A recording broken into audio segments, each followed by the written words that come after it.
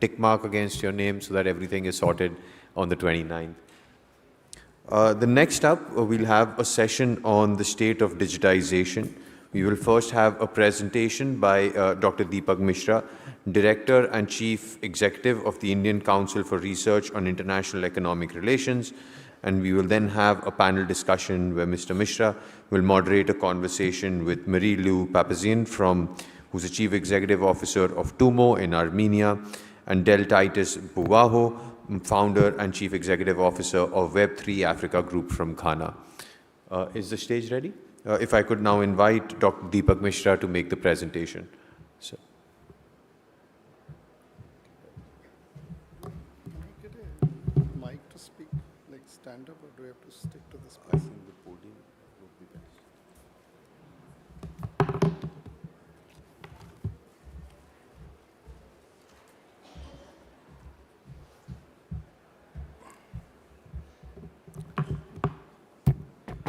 Hello, everyone. My name is Deepak Mishra, and thanks to ORF for organizing the session. We are really delighted to be part of this show. Let me begin by saying, if I tell you everything you learned about digitalization is wrong, or if not everything, a lot of it that you learned about digitalization is wrong, would you believe me? I'm going to prove to you today through this 10 minutes talk that the way we measure digitalization, and digitalization is about using digital technologies for everyday use in our life, the way we measure digitalization is all wrong. And we need to think of, especially when you look from a global south perspective. And that's what we're going to do today. Can I start the presentation, guys? Okay. So I'll take you back to the India G20 summit.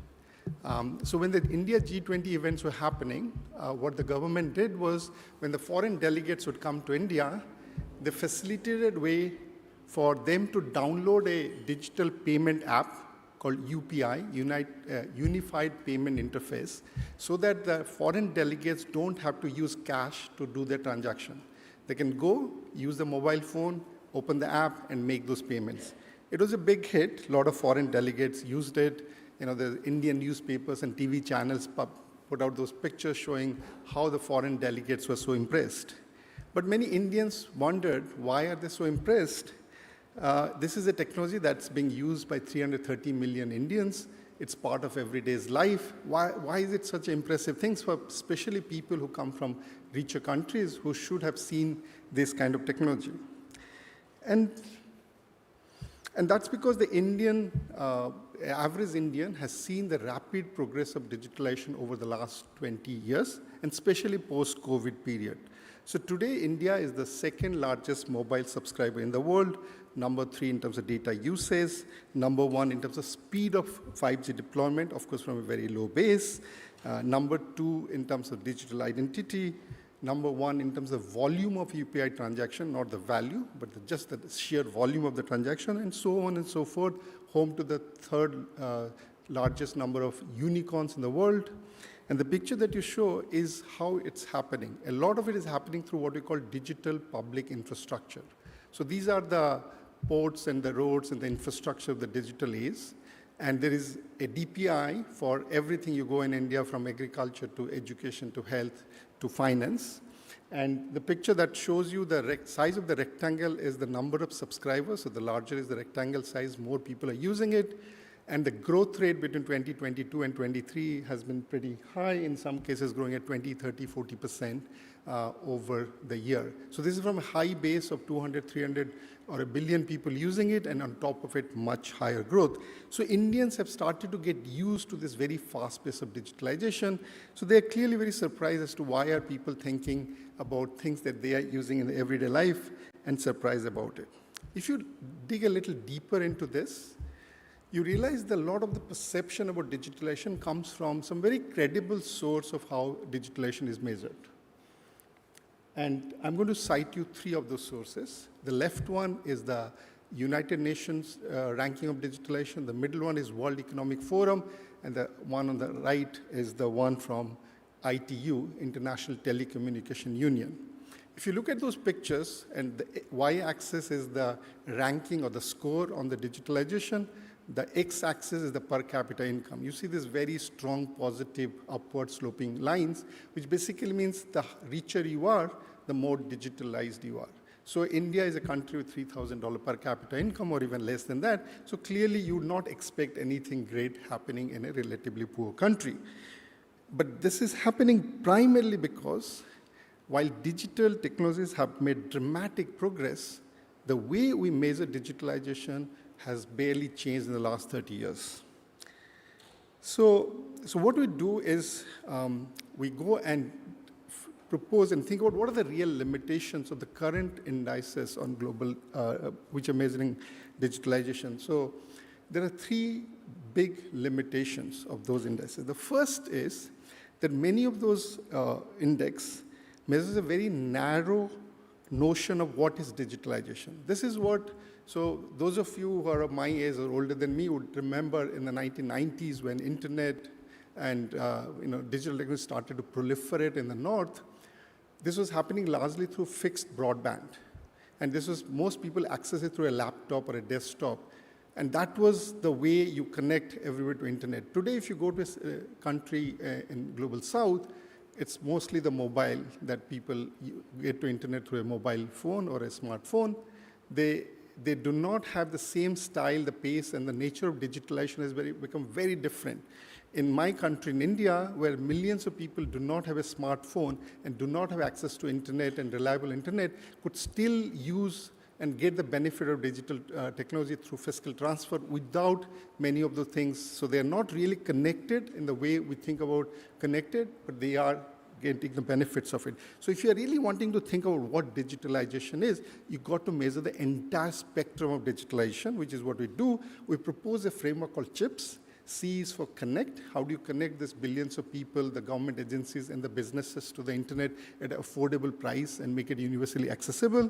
Second is, once you connect people, what do you do with them? How do you harness those technology for generating growth, creating jobs, improving service delivery? The third is innovation. How are you pushing your digital economy to become innovate over time? Fourth, protection, very important. How are you protecting your citizens, your businesses from cybersecurity, loss of privacy, and all sorts of downside risks from digitalization? Fifth, sustainability. How green is your digital economy? So we expand the whole concept of what digitalization means to today's time compared to a lot of the global indexes which were created in 1990, 2001, 2003, and haven't had the privilege and the hindsight of thinking of a full spectrum.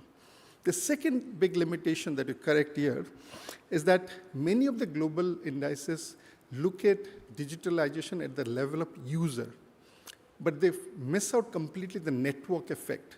To give you an example, India has 900 million internet users. Fiji has 0.9 million. But if you look at it as a percentage of population, India has 60% population on the internet and Fiji has 70%.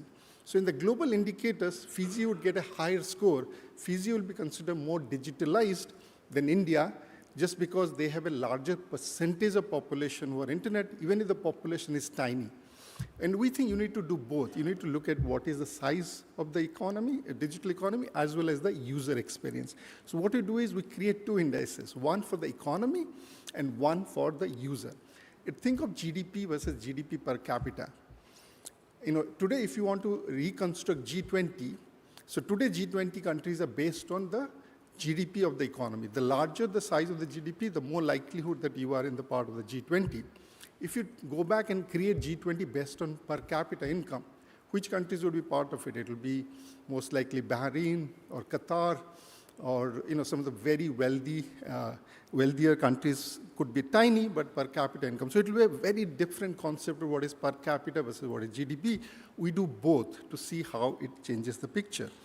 The third point that the global indices miss out is they suffer from something we call the double counting. They measure both the output and the inputs.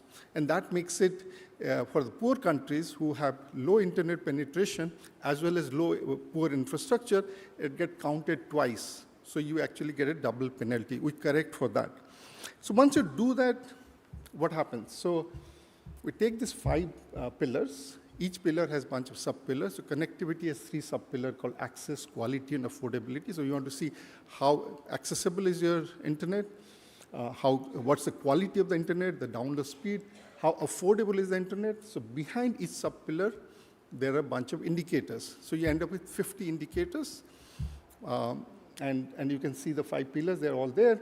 50 might look like a large number. It's actually pretty parsimonious compared to some of the other global indices who use both input and output. So the World Economic Forum will actually produce a number which is based on perhaps 300 indicators. So it's not actually a very large model. It's only 50 indicators, 16 sub-pillars, 5 pillars. And when I said the way we correct for the GDP and per capita GDPs, we create 2 indicators, one called CHIPS economy, one we call CHIPS user. So the economy is the equivalent of the GDP. What's the total aggregate size of your digital economy? User is what's the average experience of the digital user. Both are important. And you got to look at both and not just one of it. And this just shows you some of the technical details which I'm going to pass over. So once you do that, what do you find? You find dramatically different results. So India, which was ranked pretty much at the bottom of the percentile when you look at some of the global indicators, turns out to be the 3rd most digitalized country in the world, or at least among the G20, and 12th most in terms of the average user. That's a pretty dramatic increase from the rest of the world. Sorry, I haven't shown you the picture. So that's the ranking. So you get US, China, India, followed by many countries. And when it comes to average, so the way to look at it is the left picture is the equivalent of the GDP or the CHIPS aggregate. The right side, the chip per user, which is what the traditional measures of global indices will show you. And there's a very big difference. But you might think, is this a report that was prepared by a bunch of Indians sitting in Delhi trying to promote the India case? What I'm going to show you, this is a story of all or most countries in the global south. So clearly this is not an India story. This is a global story or a global south story. So if you look at China, by per capita user basis, they would have been ranked 6th. At aggregate level, they will be ranked 2. India ranks increased by 8. Indonesia, and I know there are a couple of delegates from Indonesia, that's the biggest beneficiary of the new alternative you're looking at. Their rank goes up by 11. From bottom of the pile to 8th. South Africa gains 1 point in ranking. Brazil gets 1 point in ranking. Mexico increases. So pretty much all global south large economies gain at the cost of the global north. So this is a very different way of measuring digitalization than what you have ever seen or studied and read in newspaper and magazine. If I look at, and I kind of unbox the chips to different pillars, you can see how the scores are adding up. South Africa does pretty well in Connect, not so bad in Harness, pretty low on innovation, and when we have the Q&A and the panel session, we'll discuss a little bit why a lot of the countries in Global South fall behind on that. Look at Indonesia. Indonesia does pretty well in terms of protect and sustainability. It does pretty well in Harness. In fact, Indonesia does better than South Korea, Canada, Mexico, Italy. South Africa does better than Saudi Arabia. So there's a lot of different changes that happens once you start looking at the full spectrum of digitalization. But I want you to take away 2 messages. First is, there is no global conspiracy against Global South to hold this thing. So this is not that someone consciously aware about what should have been done. This is more intellectual inertia. People who are doing these indices haven't really haven't spent enough time thinking about how digitalization is spreading in Global South. And second important point is, while at an aggregate level, that's a picture, the one that I showed you before, the developing countries are doing well, but at a average user level, there's still a long way to go. So you can see a lot of the countries, once you start to look at the average user, we are still falling behind quite a bit. So there's a reason to look at both, and you can't be looking at one. So let me conclude by saying that ranking of countries in Global South will significantly improve if the full scope and spectrum of digitalization is taken into account. And that's because, first point, digitalization has made dramatic progress over the last 2 to 3 decades, but the way we are measuring digitalization hasn't changed, and we really need to look at this. Using a new approach, and dare I say a better approach, of connect, harness, innovate, protect, and sustain, the CHIPS framework that I put forward, will lead to a very different outcome. For a country like India, we'll come out as the 3rd most digitalized country in the world and 12th most digitalized at the average user level among the G20 countries. But this is not an India story. This is a story of the Global South. Most large countries in Global South are likely to see much higher level of digitalization if you do not use the traditional but use the more alternate method of measuring digitalization. So what's my message to the global organization who are preparing global indices? They should provide both the measures, the aggregate and the average user, to obtain a complete picture of countries' digitalization. Otherwise, you're providing an incomplete, false, and sometimes incorrect information about how the world is digitalizing. Thank you for your attention.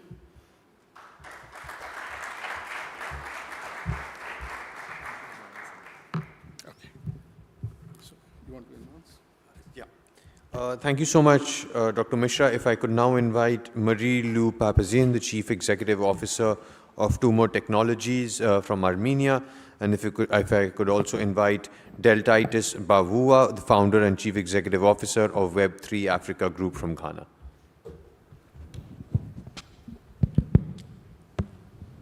Thank you. So I had the dubious role of making a presentation and then being a moderator of the session. So I think we've already been introduced to our 2 panelists. The third panelist who is missing was from MTN, and we were thinking of actually assigning them 3 parts of the pillar of the CHIPS pillar that you thought. The colleague from MTN would have talked about connectivity, Mary Lou would have talked about harness, and Del Titus would have talked about innovation. But we'll get to that. But I just wanted to start by saying that we have this fabulous set of 2 speakers here with very diverse and interesting experience. And I'll start off by just telling them how they are, in terms of their professional work they're doing and how that relates to a lot of the things we just talked about. That there is so a lot of developing countries have gone beyond connect. So even if there's still small percentage of people who are not connected, but there's a large percentage, majority of people in developing countries are now on the internet, and they are using internet in a very exciting way. And 2 of our speakers here have lived in experience of promoting those. So I'll request first to start with Mary Lou in terms of what her company is doing to get students and young adults to become more creative using digital technology. So can I start with you, please? Thank you. Can I have the picture? Yeah. Hopefully we'll have a glimpse to Tumor in Armenia. So I'm Mary-Lou Papazian. I'm the founding CEO of the Tumor Center for Creative Technologies. Some years ago, in 2011, we opened the doors. We opened the doors of this center, imagining some 1,000 students will come, and we are now up to 15,000 in Yerevan, and we have opened other centers in Armenia, and we're expanding internationally. What we do is very simple. We focus on teenagers. This is an after-school program free of charge, where the students are in charge of their own learning plan. We teach skills in 14 different areas, ranging from coding to animation to game development to creative writing, music, photography, film. But the most important is, yes, we teach skills, we teach Python, we teach Photoshop, but that's only a mean, not the goal. For us, it's very important to teach the soft skills and to foster on the digital literacy and the AI literacy. So we're now adding a skill area in AI, infusing AI in every of our skill areas, so our teenagers will be ready for the future, and they will be ready to embrace and adapt to everything that is already happening very fast. So my point is focusing on teenagers is very important. Yes, we can measure the digital divide, or we can measure the digitalization of a country, but maybe it is very important also to think about the future and to think about the capacity that this teenager can have in the very near future, and to see what they're up to, because they are going to be the ones that are going to change completely the landscape very soon. Thank you, Marilu. Let me turn to Digitisation, who is actually doing some of the most fascinating, innovative work in Africa in terms of developing Web 3.0. So I'd first like to tell us a little bit about the innovation pillar that you heard in the report, in terms of how the work you're doing from Africa point of view, how they're adding up and pushing Africa on the innovation frontier. Okay, thank you, Deepak. Good afternoon, everyone. First, I'd like to say thank you to all for putting this amazing conference together, and all the other sponsors for contributing, including a big thanks to Your Excellency, President Thabo Mbeki and his foundation. So I put two hats on. For Africa, the focus is Web3. And so I'm the founder and CEO of Web3 Africa Group. And essentially our focus is to develop the infrastructure surrounding Web3.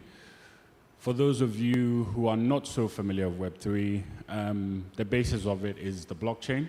And as a consequence of that, you have AI, you have cryptocurrencies, you have DeFi, which is short for decentralized finance, and then you also have gaming. Ghana is the hub that we are starting from, looking at 10 other markets, including South Africa. So far, our three main pillars have been education, policy, and commercialization. With Ghana, we've worked very closely with the central bank in the last 2 years to establish their policy framework for digital assets, with the first draft of the policy that has been announced and made public as of 4 months ago, with the central bank, the BOG. In addition to this, we have partnered with an AI startup, which is led by ex-Oracle solutions architect. And then we've also taken a 50% position in a cryptocurrency exchange by the name of Telos, which is a subsidiary sister company to Binance. Now, the work that we're doing, we're basically focusing on this area regarding Web3 is because we essentially feel that Africa's GDP is underperforming, and we see a very, very, very big opportunity in Africa's GDP accelerating through Web3.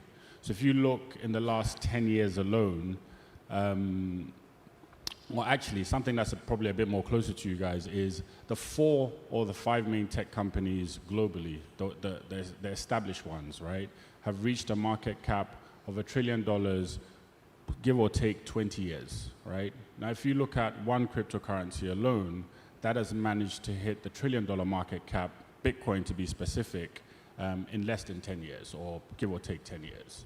And so you start to see an opportunity for Africa where, you know, with the mobile penetration, with the digital asset space and its benefits from everything from OTC, being able to move money intercontinentally, we see a massive advantage there. And our job effectively is to contribute in developing the infrastructure for that, so that Africa has an amazing and very, very good advantage in the future in terms of how it increases its GDP going forwards. Thank you. Let me give you a situation or a context to you before I ask the questions. And while I ask the question, I should ask the folks on the audience, if you have any question, do think about it, and I'll come very soon to you to ask some questions to the panelists. So Sam Altman, the CEO of OpenAI, was in India a few months ago, and during a Q&A session, somebody asked him about the fact that should India be developing its generative AI and the infrastructure for it. And his response, very blunt response, was saying, I don't think India should be investing in Gen AI because it's very capital intensive, it's very expensive. What India should do is to actually use the generative AI that we are producing for better goods or betterment. And obviously this created a big debate in India because there are lots of policymakers and tech CEOs who believe that India should be investing in it. So the question to both of you, so both Armenia and Ghana and many countries in Africa, is there a danger that that we might fall into the trap that Sam Altman is saying, that you are trying to go into emerging technology when you don't have the full foundation? You know, that we didn't even cover the people from the first industrial revolution, second industrial revolution. So are we trying to leapfrog and we fall off the cliff? Or there are good reasons to believe that this time the story is different? Do you want to start off? Yes, I think he's wrong. Yes, definitely.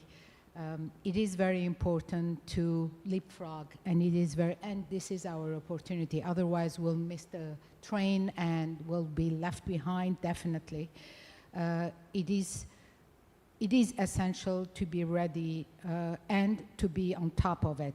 And what I mean by that is not, trying to compete with OpenAI or try to be at the top of the curve and to have the same quality and of research and development, but to be ready to embrace it, to be ready to understand it, to be ready to incorporate it, to be ready to be in control of it, to be ready to innovate within those parameters.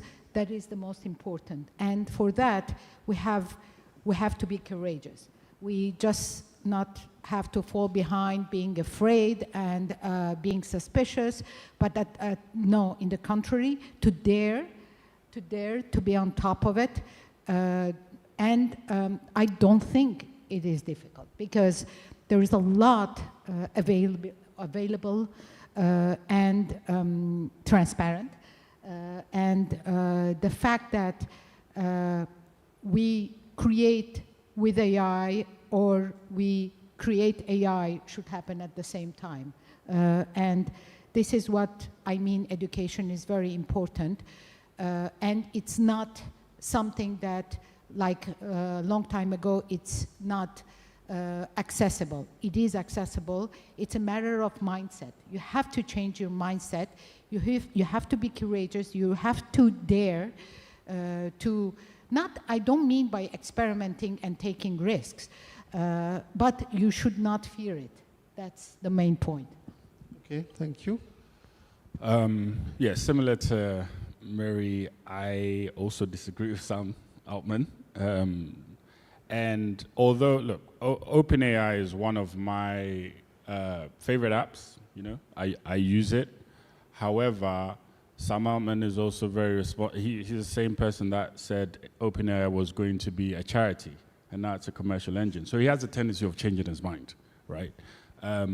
So I think for Africa, I'm obviously very bullish. I would not subscribe to that, and I think that we should be strong and push, because similarly, you couldn't have Aliko Dangote go to America and say, oh, you should stop doing X, Y, Z. That would not happen, right? And so I think India in particular, you're in such an advantageous position with youth, with knowledge, and I just think that our actual new way of doing things should be developing entrepreneurs in our regions who have the ability to build competitive products, so that we'll be a lot more insightful about our data and our consumption, right? It should not be dictated by other companies. There's room to share, but I think fundamentally the global south should be in control of the kind of technology that we're developing. So last round of question before I come to the audience. Role of the state or the role of the policymakers and the champions in this. So, I mean, in India, currently we have a prime minister who is very keen on some of those things. So there's a lot of experimentation happening. But we also had policymakers who were very shy and very cautious about this. They were very worried that we don't have enough toilets for people. Why should we be investing on the internet? So there's a lot of debate, but eventually the role of the policymaker, it seemed, was pretty critical for this. So I wanted to ask you guys, in terms of what are the, do you feel the countries in your country are getting enough support from policymakers? How critical are the policymakers in the overall story of digitalization of a country? I don't want to criticize my government, but I was in a conversation lately with the Ministry of Education, and I would say I was a little bit shocked, because yes, sometimes the governments tend to, exaggerate, or maybe not exaggerate, but fell in the trap that, oh, schools, we need to build schools, we need to have a better internet connection, we need to do this, and they lose the sight and they lose the vision. And they don't put a goal towards where they're going. It's saving or solving everyday problems that they're trapped in. I think we have the force to divert that and prove that at the same time you have to keep moving very fast and leapfrogging and having a vision and a goal and go towards that goal. That's the only way. And organizations, non-profit organizations, are there to always give a wake-up call to the government and help them, to support them, not go against them, support them to move forward faster than they expect. So, from my perspective, dealing with Ghana's institutions, mainly surrounding blockchain and digital assets, the central bank has been very supportive. I'd be lying if I said they'd not been completely supportive of the vision that we have. The vice president has also been extremely supportive and championed digitalisation in Ghana, at least the current vice president, I mean. And so my personal experience is very positive. However, I would say as a region, we need to be a lot more aggressive. And the reason why we need to be aggressive is not because we are necessarily copying what other regions are doing, but just because Africa's prosperity really, really, really is, integrated and intertwined with the youth, right? And the youth are very, they're digitally friendly, right? And so I feel like we need to be where the ball is going to be, not what the ball is. And so our leaders, we rely on their wisdom, of course, the wisdom they have supersedes any kind of quick buck that we want to make. However, at the same time, it's very, very important that the leaders, they exhibit the boldness that we know they have to ensure that the creators, the founders feel confident enough to build things, right? Because Africa's destiny to prosperity, I believe, is strongly linked to digitalization, right? And one example I'll give is, like I said, the 4 tech companies in the US combined market cap north of $10 trillion. Our whole continent, the market cap is around, I'll be conservative, $3 trillion, right? We have almost 1.4 billion people here, 70% of the world's youth here. How is that possible? And then we have most of the world's resources here as well. The numbers do not make sense. And I understand we have bureaucracy, we have a lot of bureaucracy, but we have to be aggressive. The time has come to be aggressive and change Africa's fortunes, and that is going to happen once we embrace digitalization. Thank you. So time has come to change Africa's fortune. That's a good way to cover our discussion. So can I see if there's any question from the audience? I see 2 hands over there, one more. So could you please come? Yeah, so first you, the lady, and then the lady in the front. My question is to Del Titos. Bhutan has, can you hear me? Yes. Bhutan has launched a digital ID program using blockchain. It is interesting the way you describe your company and your vision of using blockchain.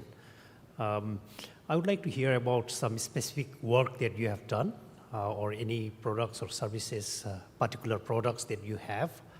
Have you done any work related to digital ID on blockchain by chance? Or have you helped any government develop a central bank digital currency? Thank Okay, you. that's a good question. So I wear two hats. Should I? Oh, you want? Okay, right, sure. I will remember your question. Yeah. Yes, please go ahead. Yes, hi. Thank you so much for your... Would you like to introduce yourself, please, and the name? Certainly, certainly. Yep, my name is Clara Bühlhoff. I'm from Germany, and I'm a little surprised how we came up so high on these rankings, because it often doesn't feel that we're that digitized. But I wanted to ask potentially all three of you. You spoke to should we be developing generative AI on our own or not? And I wanted to ask a broader question about the role of tech in society. I think as we're talking about the global south and not missing the train, I think it's interesting to look at the US and the way that tech companies have become political actors. And I wonder, as people in the business, what your vision is for this in your own countries and in your own societies, and whether you could share that. Thank you. Okay, good. Last one. My name is Jana Basso. I am from the Gambia. I am the Public Relations Officer, Open Gambia Network. And my question goes to Del. So how do you see policy and regulation evolving in response to rapid digitization? What should policymakers focus to support sustainable digital growth in Africa? Thank you. Okay. Okay, thank you. Yeah. Okay. I'll start with the last question and then I'll end with the gentleman's question. So the policymakers, as I mentioned, relating to Ghana, one of the things they've been doing is sandboxes. Now, I know that sounds very cliche, but that environment allows you to exhibit, right, your proof of concept in an environment that is safe, secure, and ultimately allows the institution to have enough oversight to see how they can basically roll something up into the public. And so that's been the experience I've had concerning blockchain and digital assets with my institution. I think that other governments could do similar. And what that does is when you signal sandboxes, particularly in industries that are seen to be a little bit risky, let's say blockchain and cryptocurrencies, what you're doing is you're sending a signal that we are open, but we are going to be responsible, right? And so that would be one example of how institutions could be progressive in that sense. I don't know if you want to, do you want to add any comments to it before I ask? Okay, sure. And then for the first gentleman, yeah, that's a really good question. So, yes, with the Ghanaian Central Bank, we've worked on the ECD, which has been, should I say, an experimental product that's been rolled out in rural areas of Ghana. It's a very interesting blog conversation between myself, the head of fintech for the central bank, and Ethereum, which is the second largest cryptocurrency in the world, around the use of potential CBDs. I know some people see them as weapons of mass destruction. I tend to differ, but you know, that's a very interesting project that has been worked on. And then another thing that is currently being worked on pertaining to Ghana is a project around stablecoins, and basically trying to ascertain what kind of utility it can be backed against when you're talking specifically around Africa. Obviously, we have examples like USDT, which is backed against gold in the US. But in Africa, I think our issues are a bit different. And so we are currently investigating different ways this can be used. And then what I also mentioned is I happen to be the CEO for Telos Africa. That's a fully established crypto exchange and token market cap of about $100 million, 70 to $100 million as we speak. And we're currently in other markets, and we're going to be focusing on Africa next year, 10 markets, including South Africa being one of them. And then the other hat that I wear, which is more global, is I also happen to be the global chair for the United Nations Digital Climate Library, which is to move all the existing climate change documents in their archives onto a digital library and essentially on-chain. So those things keep me busy, but not busy enough to come to off. Thank you. Can I just ask you the question from the lady who asked about the politicization of the tech? The fact that most of the American CEOs have jumped into the political bandwagon. Yeah. You being a tech leader in Africa, what's your view on that? Yeah, so I think there's two sides to it, right? One side is if the problem is big enough, then you will feel convicted to use your resources to make a statement, which we have seen with Elon Musk and Trump in the US. I pick no sides concerning that situation, but I think that the problem to Elon Musk, whatever it was obviously big enough.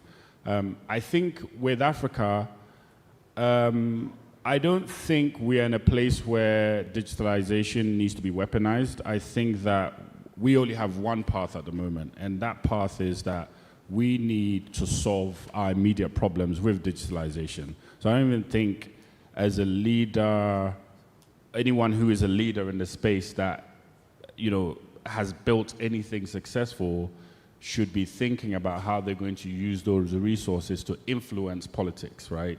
Because your first order of service as someone who's running a business here is to solve the immediate problems. You have real immediate problems. So I wouldn't go down the path of Elon, and I don't think anyone else should, but if you are going to do something, look at the problems in Africa directly and go and solve them. That would be my 2 cents. Okay, Mary Lou, any reaction to any of the question?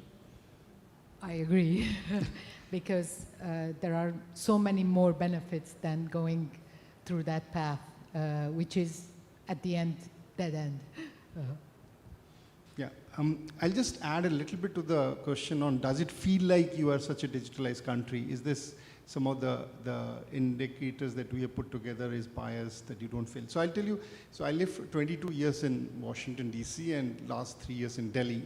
And my use of, my personal habit of using digital technology has many-fold increase in Delhi, not because Delhi does a better job in supplying or India does better, but it's the alternate system. The analog doesn't work very well.